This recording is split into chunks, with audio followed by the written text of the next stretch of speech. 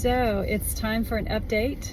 I am safely driving, so I'm not going to look at the camera. I'm having to restart therapy for lymphedema and cording. It's been a couple of years, and I believe that the flare, which we can all get flares from all kinds of things from time to time,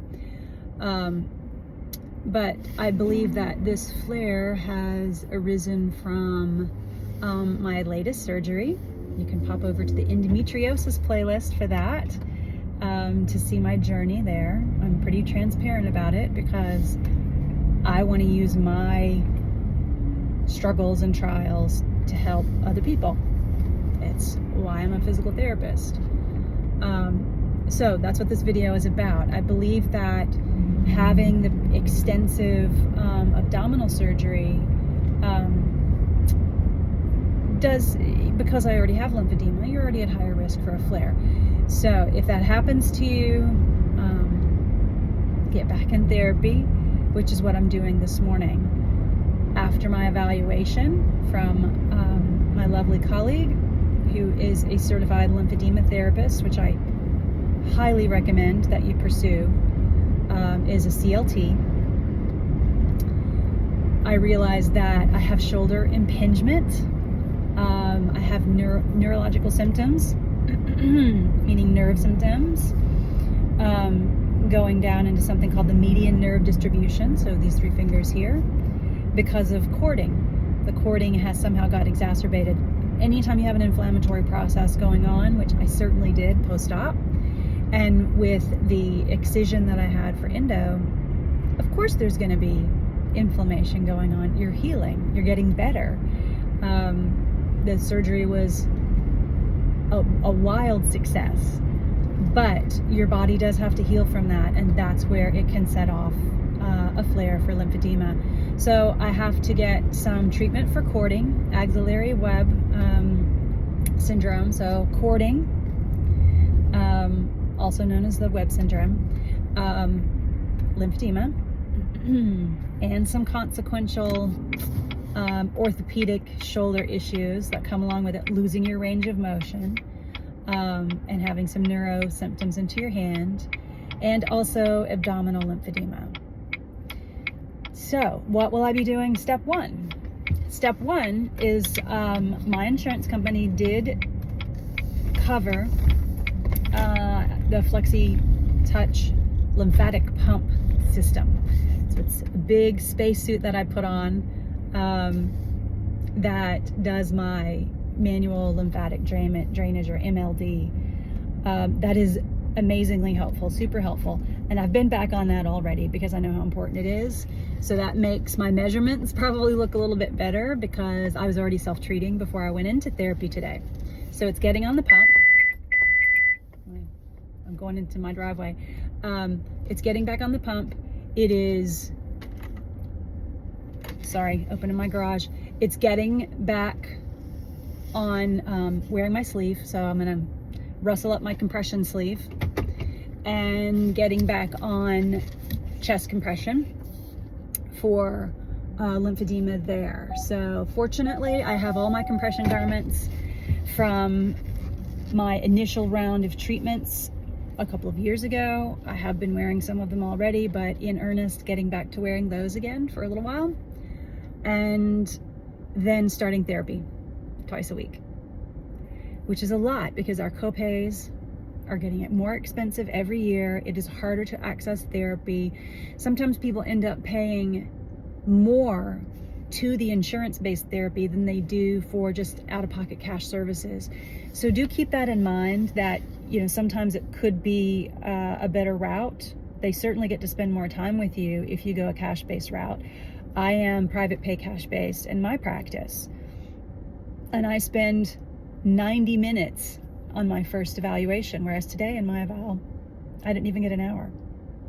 It was that fast, and they're not allowed to treat on the first day with insurance-based therapy. So, I just spent an hour, but I didn't get any treatment.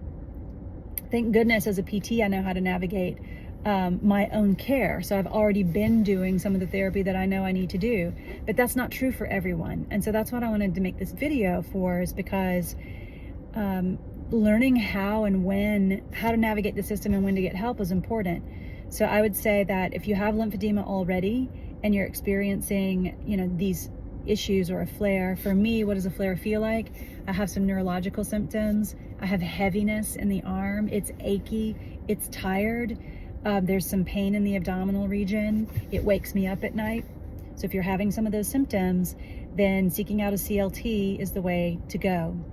Depending on what state you're in, or what your insurance company dictates, or what the facility dictates, they may make you have a referral, even though you should have direct access to PT. So those are some of the logistical things you may have to wade through. If you have garments, compression garments, of course, with cording and with a flare, it can be good to go back to those. Like, I can feel the cording in my arm right now. So it can be important to go back to those compression garments. That's what I'm getting ready to go inside and do right now, is find those. Really make sure that you're getting enough exercise. Exercise matters in lymphedema. Refraining from exercise can make it worse. Exercise can actually help. It's not just for fitness, it actually can help lymphedema. So getting back to your exercise, getting back to weight training, particularly, even body weight training like yoga. I love to use yoga, but I also use free weights too, because it keeps my grip strength up, which is also good for that pumping action. So weight training and aerobic activity, get outside, walk your dog, whatever, run some stairs, anything counts, any amount counts. You don't have to go out for a minimum amount of time, even 1 minute at a time, called high intensity interval training or HIIT training matters. So don't worry about it if you have to break it up throughout the day. It all accumulates and it all matters.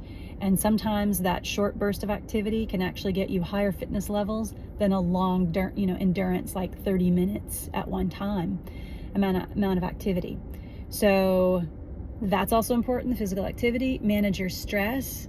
Be a master of breathing. Master your breathing. That is really, really important for lymphatic, the pump action and drainage.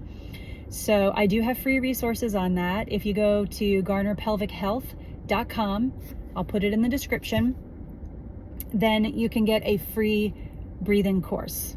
It's a voice to pelvic floor. So think of it as the whole lymphatic piece, voice to pelvic floor breathing course to teach you how to breathe. That's also important. The next thing that you can do is make sure that your diet is not highly processed. Get rid of the junk food, get rid of the fast food, get rid of all highly processed food. If you can't pronounce the ingredient, and if it's got more than about 5 ingredients, just don't eat it. Do I fib sometimes and do that? Yes, we all do. But that anti-inflammatory diet is really important. And get an adequate sleep. So lifestyle medicine. So that's what I'm going to be doing. I'm going to be continuing with my exercise and my weight training. I'm going to continue getting good sleep. Manage your inflammation if you are perimenopausal to menopausal or prenatal postpartum. So that's a large time frame for women. If you're any of those, then you make sure your hormone management is, under control. If you're not sure where that is, reach out in the comments and I'll give you some more info about it, or I could do another video, because hormone regulation really can drive a lot of your progress, or held you back on your progress. I believe that's everything. So one more time in review, just to make sure you got it all. Get back to the compression, adequate aerobic activity, which is about, if you take a half-hour walk, 30 minutes, half-hour walk 5 times a week, you got it. Weight training to all major muscle groups 2 times a week. Anti-inflammatory diet. Adequate sleep, 7 to 9 hours. Manage your hormones, which is a complex process, but it's one that I help women through every single day. And it comes down to managing what your body does with estrogen, essentially, and supporting good progesterone levels, as well as testosterone levels. I do have blogs on my website about it. You can go to garnerpelvichealth.com and click on those blogs. There's one on testosterone, there's one on estrogen, and that can get you started. I hope this video helps. Am I a little upset that this is happening? Yeah, of course. But I know what to do to treat it. And so I wanted to share with you what I'm doing at 2 years post-op of that original surgery that I had that started this whole lymphedema and cording process. I'm still managing it. It's going to be okay. Hopefully I'll only be in therapy for 6 weeks, twice a week.